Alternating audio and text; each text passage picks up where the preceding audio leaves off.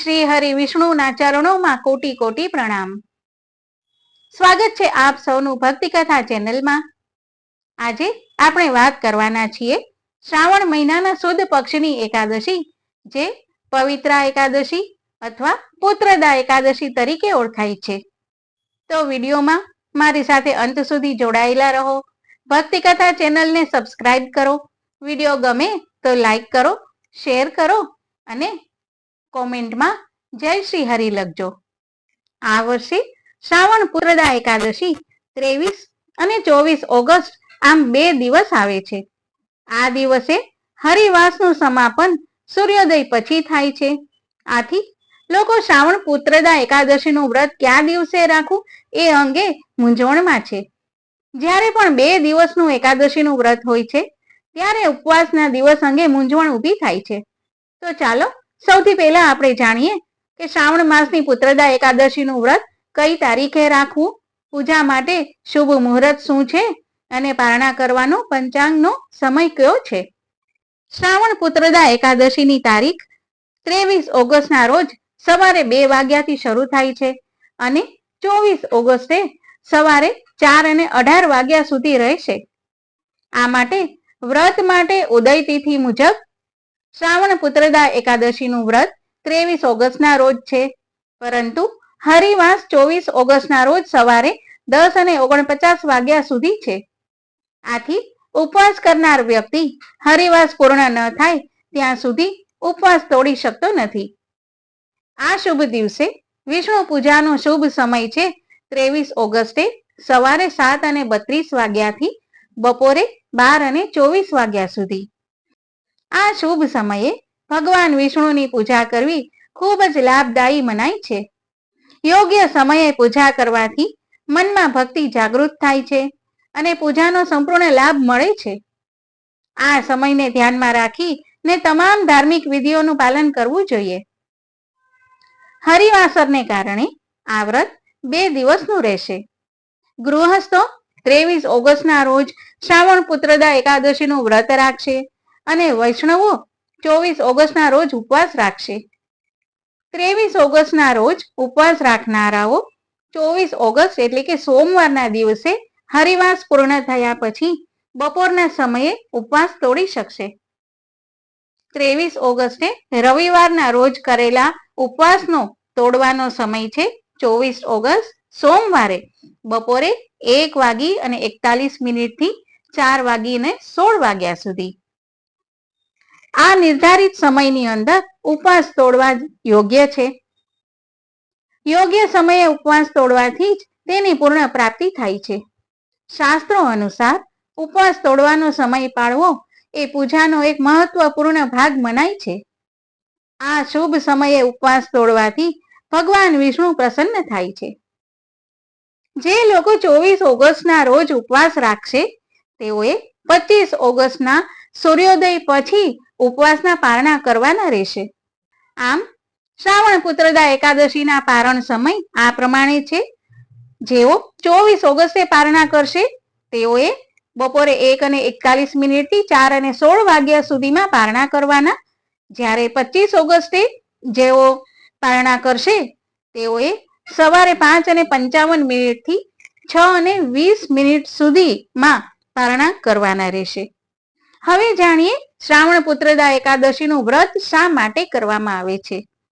જે લોકો સારા સંતાનની ઈચ્છા રાખે છે તેઓએ શ્રાવણ પુત્રદા એકાદશીનું વ્રત રાખવું જોઈએ. જેમને પહેલાથી જ બાળકો છે તેઓ તેમના સુખાકારી માટે આ વ્રત રાખી શકે છે. અન્ય લોકો આ વ્રતનું પાલન કરીને ભગવાન વિષ્ણુની કૃપાથી પાપોથી મુક્ત થાય છે અને તેમના જીવનના અંતમાં મુક્તિ મેળવે છે. એકાદશી દરમિયાન ભગવાન વિષ્ણુની પૂજા સાથે ઉપવાસ કરવાનું ખાસ મહત્વ છે. આ દિવસને હરિ દિવસ અથવા હરિવસર પણ કહેવાય છે. એવું મનાય છે કે એકાદશી પર હવન, જપ, ધ્યાન અને વૈદિક વિધિ કરવાથી અનેક ગણા વધુ લાભ મળે છે. શ્રાવણ પુત્રદા એકાદશીનું વ્રત સંતાન પ્રાપ્તિ, સુખ, શાંતિ, સમૃદ્ધિ અને ઉત્તમ સ્વાસ્થ્ય માટે મહત્વપૂર્ણ મનાય છે. ભગવાન શ્રી હરિ વિષ્ણુની પૂજા કરવાથી તમામ દુઃખો દૂર થાય છે. પદ્મ પુરાણ મુજબ પ્રાચીન સમયમાં રાજા મહિજીત અને રાજા સુકેતુમાન ઋષિઓના માર્ગદર્શન હેઠળ આ એકાદશી પર ઉપવાસ રાખતા અને તેમને યોગ્ય અને પ્રતિષ્ઠિત બાળકોના આશીર્વાદ મળ્યા હતા. આ દિવસે ઉપવાસ રાખવાથી વંશ વધે છે, પાછલા જન્મોના પાપોનો નાશ થાય છે અને ભગવાન વિષ્ણુ અને દેવી લક્ષ્મીની અસીમ કૃપા પ્રાપ્ત થાય છે. શાસ્ત્રો મુજબ આ ઉપવાસ બાળકોના સુખ અને પ્રગતિ માટે ખૂબ ફાયદાકારક મનાય છે. જે ભક્તો આ દિવસે પવિત્ર કથાનું ભક્તિ ભાવથી પઠન કરે છે તેમના જીવનમાં આવતી બધી મુશ્કેલીઓ દૂર થાય છે. ભગવાન વિષ્ણુ અને દેવી લક્ષ્મીના આશીર્વાદથી તેમના ઘરમાં સુખ, શાંતિ અને સમૃદ્ધિ સ્થાયી થાય છે. યોગ્ય વિધિઓ સાથે પૂજા કરવાથી વ્યક્તિના જીવનની બધી મુશ્કેલીઓ દૂર થાય છે. પુત્રદા એકાદશીની વિધિ અને તેનો સમય, પારણ વગેરે જાણ્યા પછી હવે આપણે પુત્રદા એકાદશીની કથાનું શ્રવણ કરીએ. ધર્મરાજ યુધિષ્ઠિર બોલ્યા, હે ભગવાન, તમે હવે મને શ્રાવણ માસના શુક્લ પક્ષની એકાદશીની કથા સંભળાવો. આ એકાદશીનું નામ શું છે, તેની વિધિ કઈ છે તે કહો. ભગવાન શ્રી કૃષ્ણ બોલ્યા, હે રાજન, તમે શાંતિપૂર્વક શ્રાવણ માસની શુક્લ પક્ષની એકાદશીની કથા સાંભળો. દ્વાપર યુગના પ્રારંભમાં મહિષ્મતી નામની નગરી હતી. તે નગરીમાં મહાજીત નામનો એક રાજા રાજ્ય કરતો હતો. તે પુત્રહીન હતો, તેથી તે સદૈવ દુઃખી રહેતો હતો. તેને રાજ્ય કષ્ટદાયક પ્રતીત થતું હતું. રાજાએ પુત્ર પ્રાપ્તિના ઘણા પ્રયત્નો કર્યા, પરંતુ તે નિષ્ફળ ગયા. હવે તે રાજા વૃદ્ધ થવા લાગ્યા, તો તેની ચિંતા પણ વધવા લાગી. એક દિવસ એ રાજાએ પ્રજાને સંબોધન કરતા કહ્યું, ન તો મેં પોતાના જીવનમાં પાપ કર્યું છે અને ન અન્યાયપૂર્વક પ્રજાથી ધન એકત્ર કર્યું છે, ન તો ક્યારેય દેવતા અને બ્રાહ્મણોનું દાન છીનવ્યું છે. મેં પ્રજાને હંમેશા પુત્રની જેમ પાળી છે. મેં અપરાધીઓને દંડ દીધા છે. મેં ક્યારેય કોઈ જોડે રાગ દ્વેષ કર્યા નથી. બધાને સમાન માન્યા છે. આ રીતે ધર્મયુક્ત રાજ્ય કરવા છતાં હું આ સમયે મહાન દુઃખ ભોગવું છું, તેનું કયું કારણ છે? રાજા મહિજીત આ વાતને વિચારવા માટે મંત્રી આદિ સહિત વનમાં ગયા.